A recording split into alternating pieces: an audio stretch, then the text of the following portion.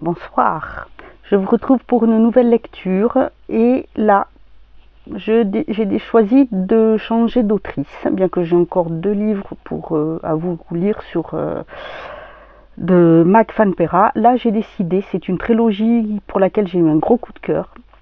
C'est Saphir V. Hank qui a écrit et ça s'appelle Poupée du chaos. Là c'est le livre 1, donc si ça vous intéresse, c'est un peu plus fantastique et fantaisie.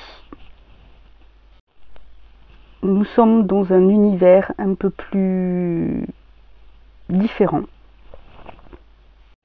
Chapitre 1, je vais commencer. J'avançais lentement au bord du précipice, face à la mer agitée. Tourné vers l'horizon, je fermai les yeux et inspirai profondément. Une délicieuse odeur iodée chatouilla mes narines. Je rouvris les paupières et observai le dégradé de couleurs pastel du soleil levant transpercer le ciel lourd et orageux, là où les flots se terminaient. J'aimais cet endroit, il m'apaisait. Les vagues déchaînées heurtaient avec force l'immense paroi rocheuse. Le vent, encore frais pour la saison, soufflait en rafales sur la côte.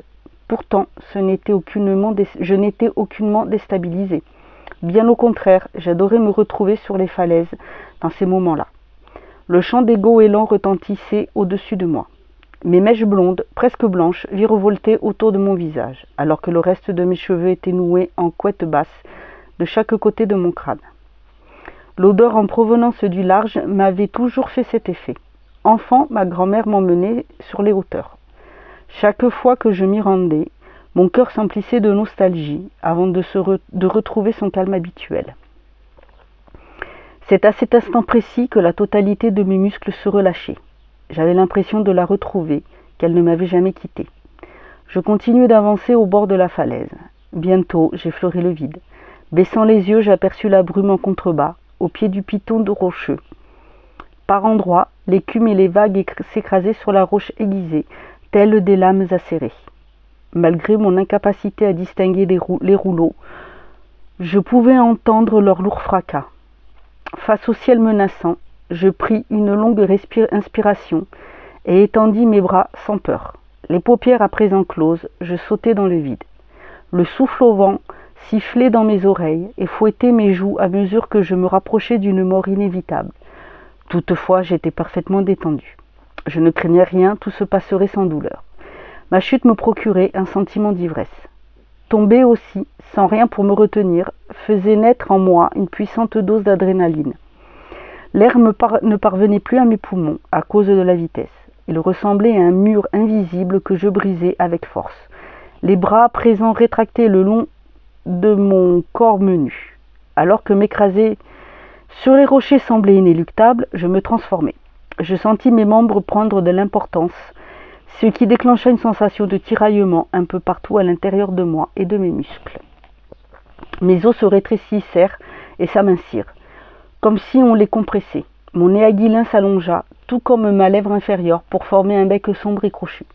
Des plumes poussèrent sur ma peau, provoquant de nombreux picotements à la surface de mon épiderme. Elles composèrent bientôt mon plumage beige et cendré. Mes jambes s'affinèrent et mes pieds se divisèrent pour se muer en de puissantes serres jaunes. Mes yeux grossirent, mes iris bleus firent place à 2 billes noires opaques. Mon regard devint plus profond et ma vue se modifia, me rendant enfin capable de transpercer l'épaisse couche de nuages qui se rapprochaient dangereusement de moi. Je mis subitement fin à ma chute au niveau des vagues. Mes pattes se rétractèrent alors que j'étendais mes ailes. Ma respiration se bloqua à l'ouverture de mon envergure. Un choc puissant me tira tout à coup vers le haut, et je m'envolai. Le faucon s'était emparé de moi. Le souffle du vent frôlait mes plumes, parfois même s'engouffrait jusque ma peau, me faisant frissonner. J'étais seule, libre et en communion avec moi-même. Voler était le rêve d'Icare. Mes compères et moi, nous le réalisions. J'avais toujours aimé cette sensation unique de liberté, de voler où bon me semble, porté par les courants dans le plus grand des anonymats. Ce n'était pas comme si je risquais ma vie de cette façon. J'étais bien plus en danger sur le champ de bataille. Sauter du haut des falaises, tôt le matin, me permettait de m'évader de mon quotidien sans être vu par les humains. Mon animal de transformation me correspondait bien. Le faucon est vif quand il le veut, d'un grand calme le reste du temps, un peu à part avec les siens, et c'était un excellent chasseur. On retrouvait beaucoup de ses traits en moi. Fille du chef des Alcors, nom donné au clan des humains élémentaires de l'air, j'étais une personne plus effacée et intégrée en société, ainsi qu'une redoutable guerrière. L'élément que je maîtrisais allait lui aussi parfaitement avec mon caractère, plutôt solitaire et volontaire. Force tranquille, l'air est a priori inoffensif, jusqu'à ce qu'il se déchaîne en tempête. Là, il fait des dégâts, beaucoup de dégâts.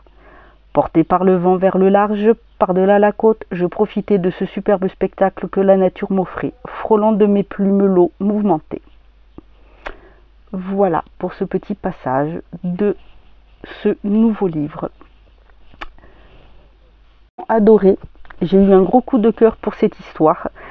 Vous avez de l'action, de la manipulation, un destin qui est changé, qui est manipulé, des décisions à prendre, des batailles, des secrets dévoilés. C'est vraiment prenant parce que jusqu'à la fin, on se demande comment ça peut se finir, pourquoi, comment tout ça est arrivé et ce que cela apporte.